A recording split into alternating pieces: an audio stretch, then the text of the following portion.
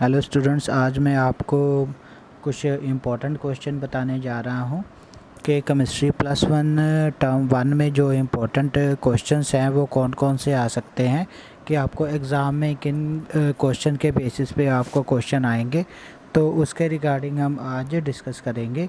तो आपको एक असाइनमेंट शो की जाएगी चैप्टर वन, जो है some basic concepts of chemistry के बारे में, और दूसरा चैप्टर है हमारे पास दूसरा चैप्टर है स्ट्रक्चर ऑफ एटम।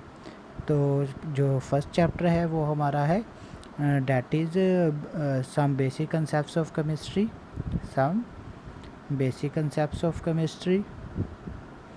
और सेकंड चैप्टर है हमारे,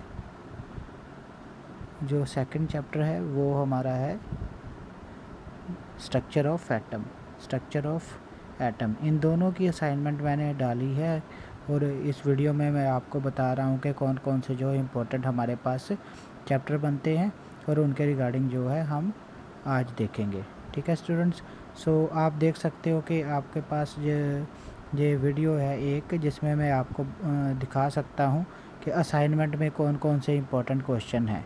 तो सबसे पहले अगर मैं डिस्कस करूँ आपके साथ, तो हमें पता होना चाहिए कि molarity and number of moles कैसे निकाले जाते हैं। तो हमने चैप्टर में सब कुछ डिस्कस किया है ऑलरेडी, तो आपको बस जानना है कि मोलैरिटी क्या होती है और नंबर ऑफ़ मोल्स जो है वो कैसे निकालेंगे। सो ये चैप्टर नंबर वन जो some basic concepts of chemistry है उसके रिगार्डिंग है। ठीक है, और दूसरा क्वेश्चन बनता है हमारे पास जो इम्पोर्टेंट है वो है convert 29 degree Celsius and 27 degree Celsius into kelvin scale. तो इसके अलावा कोई और भी वैल्यू आ सकती है जिसको आपने चेंज करना है डिग्री सेल्सियस को केल्विन स्केल में। तो केल्विन स्केल में कैसे उसको चेंज करेंगे, आपको जस्ट क्या करना है 273.15 के साथ इसको ऐड कर देना है। किसके साथ ऐड करना है, 275.15 इतना ऐड कर दोगे आप डिग्री सेल्सियस में, तो आपके पास आ जाएगा वो केल्विन स्केल में टेम्परेचर। ठीक है, तो नेक्स्ट क्वेश्चन है जो हमें एवोगैड्रो लॉ के बारे में पता होना चाहिए और लॉ ऑफ कंजर्वेशन के बारे में पता होना चाहिए। तो इनके बेसिस पे भी क्वेश्चन आ सकता है। तो नेक्स्ट जो है हमारे पास के molecular mass of HNO3, H2SO4 sulphuric acid हो गया, HF हो गया, इन सभी का आपको मोलिकुलर मास भी पता होना चाहिए। तो मोलिकुलर मास कैसे निकालते हैं कि जितने भी एटम किसी मॉलिक्यूल में है, मान लो कि इसमें कितने हमारे पास एटम है HNO3 में, एक तो हाइड्रोजन है, एक नाइट्रोजन है और 3 ऑक्सीजन है। तो इन सभी के मास को प्लस कर देंगे तो हमारे पास ग्राम मोलिकुलर मास आ जाएगा। इसी तरीके से सल्फ्यूरिक एसिड का अगर हमने मोलिकुलर मास निकालना है, जैसे इसमें 2 हाइड्रोजन, 1 सल्फ़र और 4 ऑक्सीजन है, तो इन सभी को टोटल कर देंगे तो हमारे पास इसका जो वेट है वो 98 आ जाएगा। तो ये है मोलिकुलर मास। इसी तरीके से HF का भी निकाल सकते हैं, फ्लोरीन और हाइड्रोजन का मास दोनों का प्लस कर देंगे तो हमारे पास वो मास ऑफ HF आ जाएगा। तो इसी तरीके से हमें मास of 1 mole of O2 and O3 वो भी आप निकाल सकते हो। जैसे 2 ऑक्सीजन है तो इसमें कितना, इसका मास कितना होगा, एक ऑक्सीजन का मास जो है वो 16 होता है, और अगर 2 ऑक्सीजन O2 मॉलिक्यूल है तो इसका 32 हो जाएगा।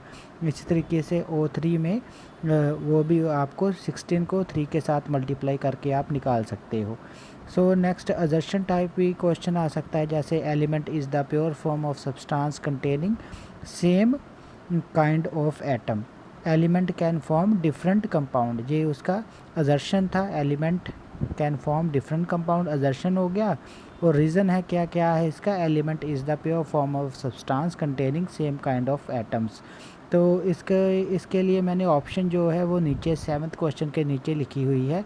जैसे कि ए ऑप्शन हो गई, both A and R can be true, R is the correct explanation of the A। जहाँ फिर बी ऑप्शन कौन सी है इसकी, both A and R are true, R is the not correct explanation of A is true, R is false, A is false and R is true. ये इसकी options हैं, और यही ऑप्शन जो है क्वेश्चन नंबर 6 की हैं और क्वेश्चन नंबर 7 की भी हैं। तो O2 है 60 ग्राम ऑफ ग्राम एटॉमिक मास, या 1 O atom has mass 8 gram.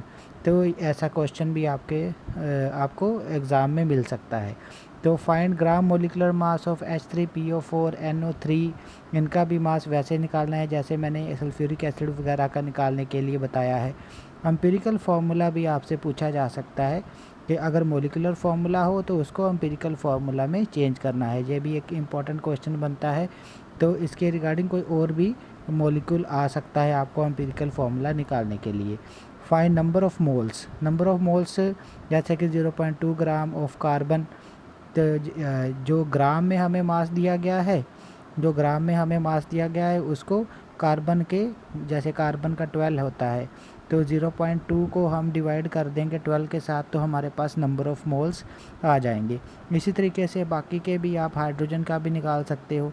So there are different elements जिनका आप नंबर ऑफ़ मोल्स निकाल सकते हो। ठीक है स्टूडेंट्स।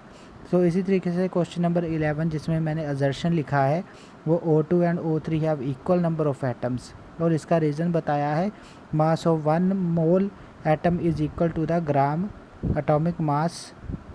वो देखो ऑप्शन जो है वो क्वेश्चन नंबर 7 और 6 की हैं वैसे ही है जैसे कि मैंने आपको बताया, जहाँ A, B, C and D both A and R are true, R is the correct explanation of the A, B is the both and A and R are true, R is not the correct explanation of A, और इसी तरीके से C and D भी हमारे पास है। तो ये है फर्स्ट चैप्टर के कुछ इंपॉर्टेंट क्वेश्चन जो मैंने आपको बताए हैं स्टूडेंट्स। सो आगे हम नेक्स्ट चैप्टर की ओर चलते हैं। तो हमारे पास नेक्स्ट चैप्टर में जो इम्पोर्टेंट क्वेश्चन बनते हैं वो हम आगे डिस्कस करेंगे। सो नेक्स्ट चैप्टर में देखो स्ट्रक्चर ऑफ एटम है जो कि बहुत ही इम्पोर्टेंट चैप्टर है हमारे पास। तो इसमें फ़र्स्ट क्वेश्चन जो बनता है मेरे पास जो कि इम्पोर्टेंट है वो फोटोइलेक्ट्रिक इफ़ेक्ट, और according to the photoelectric effect how light behave as, तो लाइट कैसे बिहेव करेगी, पार्टिकल की तरह करेगी, वेव की तरह करेगी, रेज़ की तरह करेगी। तो ये आपको क्वेश्चन एग्ज़ाम में देखने को मिल सकता है। तो MCQs ऐसा भी आ सकता है, तो ये एक इम्पॉर्टेंट क्वेश्चन बनता है। और आपको of boy rule, poly exclusion rule भी बिल्कुल आना चाहिए, और साथ में एक और रूल है हंट्स रूल भी पता होना चाहिए। इसी तरीके से में ऑर्बिट में अगर n की वैल्यू 4 है, l की वैल्यू 3 है तो वो कौन सा ऑर्बिटल होगा। यहाँ सॉरी क्वेश्चन नंबर 3 में ऑर्बिट लिखा गया लेकिन ये हमारे पास ऑर्बिटल है। ठीक है, तो ऑर्बिटल में हमने देखना है कि कितना हमारे पास ऑर्बिटल कौन सा होगा अगर n और l की वैल्यू हमें पता हो। तो नेक्स्ट क्वेश्चन जो फोर्थ क्वेश्चन है इसमें मैंने बताया है कि आपसे पूछा गया है कि ऑर्बिट में कितने n की वैल्यू अगर आपको पता हो तो कितने इलेक्ट्रॉन फिल किए जा सकते हैं किसी भी ऑर्बिट में। तो उसके लिए एक जनरल फार्मूला होता है, तो वो आपको जनरल फार्मूला भी पता होना चाहिए। और number of electron and proton, और आपके पास डिफरेंट एलिमेंट हो सकते हैं, उसमें आपने फाइंड आउट करना है number of electron and protons. So next question जो बनता है कि आपको क्वांटम नंबर दिए गए होंगे, तो आपको बोहर बरी रूल अप्लाई करके n+l रूल अप्लाई करके देखना है सबसे ज़्यादा एनर्जी किसकी बनती है, वो वाला क्वेश्चन भी इसमें एग्ज़ाम में देखा जा सकता है। So line of H spectrum which appear in IR region, IR region कौन सा होता है, इंफ्रारेड रीजन। तो इलेक्ट्रोमैग्नेटिक रेडिएशन में तो वहाँ मैंने आपको LBP के बारे में बताया था। तो उसके अकॉर्डिंगली जैसे कि Lyman, Balmer, Paschen, Pfund and Brackett के बारे में बताया था। तो इसमें से कौन सी जो है IR रीजन में हाइड्रोजन स्पेक्ट्रा की लाइंस आती हैं, तो ऐसा क्वेश्चन भी आपको देखने को मिल सकता है।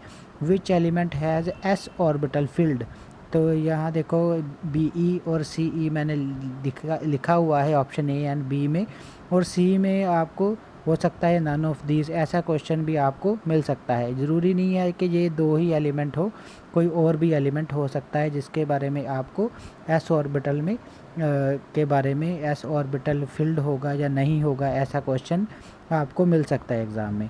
आइसोइलेक्ट्रॉनिक स्पीसीज़, आइसोइलेक्ट्रॉनिक स्पीसीज़ वो होती हैं जिनके इलेक्ट्रॉन्स जो है नंबर ऑफ़ इलेक्ट्रॉन सेम होते हैं, तो वो हमें बताया है। तो मैंने एक एग्जांपल के हिसाब से आपको समझाया है कि जैसे Mg2 पॉजिटिव है तो इसमें कौन सी ऑप्शन हो सकती है, F negative, second option is Ne2, C option मैंने बताई है He, एंड D ऑप्शन बताई है Cl नेगेटिव। तो आपको बताना है कि जितने इलेक्ट्रॉन Mg2 पॉजिटिव में है, जैसे जहाँ 10 इलेक्ट्रॉन है तो फ्लोरीन है जिसका ए ऑप्शन बनती है, फ्लोरीन में भी 10, F नेगेटिव में भी 10 इलेक्ट्रॉन है, तो ये आइसो इलेक्ट्रॉनिक हुई। इस तरीके से हमें पता होना चाहिए कि ये कितने नंबर ऑफ़ इलेक्ट्रॉन जो है कि वो दोनों स्पीसीज़ में सेम है। ठीक है, सो ये जनरल इलेक्ट्रॉनिक कन्फिग्रेशन आपको पता होनी चाहिए।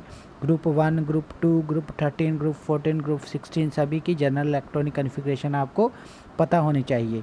तो अगर NS1 एंड NS2 है दोनों जनरल इलेक्ट्रॉनिक कन्फिग्रेशन, तो NS1 जो है वह ग्रुप 1 है, तो ग्रुप 1 को हम बोलते हैं एल्कलाई मेटल्स और ग्रुप 2 को बोलते हैं एल्कलाई अर्थ मेटल। तो अल्फ़ा पार्टिकल्स के लिए जो हमने यूज़ किया था, क्वेश्चन नंबर 11 डिस्कस कर रहा हूँ आपके साथ, तो वो रदरफोर्ड एक्सपेरिमेंट में यूज़ किया था। तो अल्फ़ा पार्टिकल्स है जो रदरफोर्ड एक्सपेरिमेंट में यूज़ तो किया था, लेकिन वो किस काम के लिए यूज़ किया गया था? स्ट्रक्चर ऑफ एटम जानने के लिए, शेप ऑफ पार्टिकल जान क्या देखने के लिए जो है वो यूज़ हुआ था। बाद में आपने देखा होगा कि इसके कुछ पोस्टुलेट्स भी निकाले गए थे, मेन पॉइंट भी निकाले गए थे, वो भी आप डिस्कस कर सकते हो, वो भी आप देख सकते हो। तो हंस रूल आना चाहिए, मैंने ऑलरेडी आपको बताया।